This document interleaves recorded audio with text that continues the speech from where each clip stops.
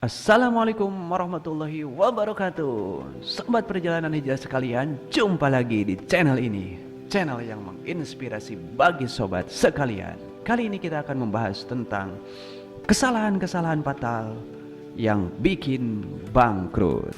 Nih, kita berbicara kesalahan nih. Kesalahan fatal apa pengusaha bisa bikin bangkrut? Jadi ditemukan nih satu fakta bahwa sebetulnya atau ternyata pada awalnya bisa disebut tidak ada pengusaha yang mengembangkan bisnisnya dengan mengandalkan utang. Pada awalnya mereka itu mengembangkan usaha itu dengan ide dan kemauan kuat yang menjadi modal utamanya, didukung dengan uang yang tidak begitu banyak. Mereka pada awalnya mulai membuka usahanya dengan semangat juang yang membara untuk memperbaiki kehidupan ekonomi keluarganya. Perlahan-lahan tapi pasti usahanya mulai tumbuh dan berkembang. Ketika itu mereka pun pada umumnya tidak terpikirkan untuk meminjam uang guna mengembangkan usahanya. Mereka mulai menikmati hasil jerih payahnya. Kehidupan ekonomi keuangannya perlahan-lahan semakin membaik seiring dengan perkembangan usahanya. Mungkin 1 tahun, 2 tahun, 3 tahun. Namun mereka bisa terjerat dengan utang. Padahal sebelumnya tidak tergantung pada utang. Bagaimana kisahnya? Biasanya ketika usaha seseorang mulai menampakkan hasil, di rekening pengusaha itu mulai tampak nih ada pergerakan arus kas masuk, arus kas yang keluar, yang positif gitu kan. Nah, melihat hal itu tentu si tukang pemberi utang tidak mau melewatkan kesempatan untuk menikmati kemampuan si pengusaha mendatangkan uang melalui kerja kerasnya. Mulailah ada pihak-pihak tertentu yang mengetahui perkembangan rekening itu, menawarkanlah bantuan tambahan modal untuk mengembangkan usahanya. Segala bujuk rayu digencarkan oleh mereka yang pekerjaannya memberi utang. Agar sang pengusaha mau meminjam uang kepadanya, biasanya sang pengusaha tersanjung dengan jebakan maut kata-kata si tukang utang itu. Seperti ini gitu kan. Bisnis Bapak itu bagus sekali perkembangannya Pak. Sudah saatnya untuk membuka cabang baru, pengembangan usaha, urusan modal.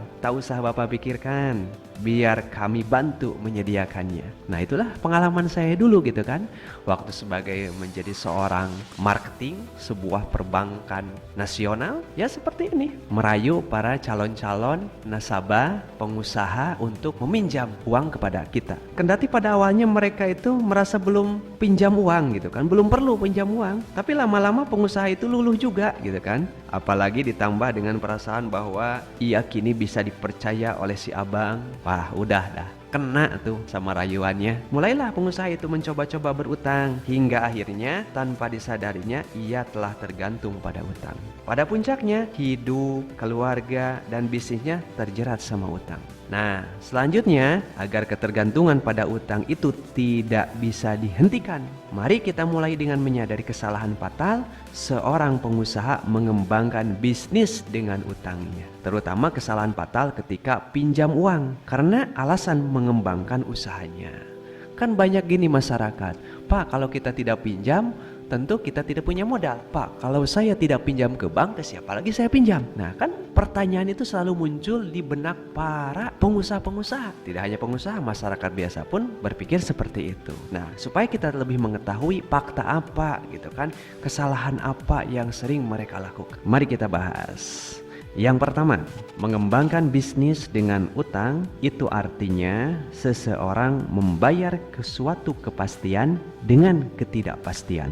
Ya betul, bahwa utang adalah suatu kepastian. Kepastian untuk dibayar. Betul nggak? Betul. Namanya utang itu pasti untuk dibayar. Ketika Anda pinjam uang ke bank, maka bank telah menentukan besaran cicilannya. Mereka juga menentukan kapan waktu bayar atau nyicilnya. Semuanya sudah ditentukan, ditetapkan secara pasti pada awal waktu Anda ngutang. Sementara dari mana uang untuk membayarnya? Apakah Anda sudah memiliki kepastian bahwa Anda betul-betul akan mendapatkan uang sesuai rencana Anda? Apakah Anda sudah bisa menjamin atau ada pihak lain yang menjamin bahwa Anda akan bisa membayar utang-utang itu? Ternyata jika mau berpikir jernih sedikit nih, kita berpikir tidak ada yang bisa menjamin atau memberi kepastian bahwa Anda akan benar-benar mendapatkan penghasilan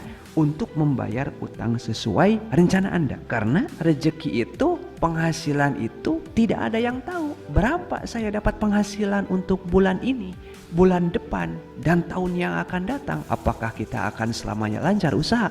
Belum tentu. Pada saat yang sama, penghasilan adalah suatu ketidakpastian. Tidak ada yang bisa memastikan bahwa kita akan punya penghasilan sekian atau sekian. Penghasilan adalah sesuatu yang tidak pasti waktunya dan tidak pasti juga jumlahnya. Kita hanya bisa merencanakan untuk mendapatkan penghasilan sekian, namun tidak bisa kita memastikannya berapa jumlahnya. Pernahkah Anda mengalami seperti itu? Ketika ditagih nih, sudah jatuh tempo, ternyata uang yang Anda harapkan belum juga masuk sesuai rencana, sehingga pusing nih 13 keliling nih untuk mencari uang buat bayar cicilan yang telah Anda yakini bisa membayarnya. Sehingga pada akhirnya apa? Anda cedera janji untuk melunasi utang-utang itu atau membayar cicilan itu. Nah, itu dia maksudnya, bahwa kesalahan yang pertama adalah bahwa utang adalah suatu kepastian,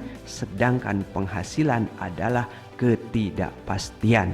Jadi hanya orang yang tidak bisa berpikir jernih, alias mereka para pengutang yang sudah kelimpungan, yang mau membayar kepastian dengan ketidakpastian. Maka kita perlu berpikir ulang supaya kita tidak terjebak dengan namanya kesalahan fatal seorang pengusaha. Kesalahan yang selanjutnya, terus stay tune di channel Perjalanan Hijrah untuk video-video selanjutnya. Jangan lupa like, comment, subscribe, and share. Wassalamualaikum warahmatullahi wabarakatuh.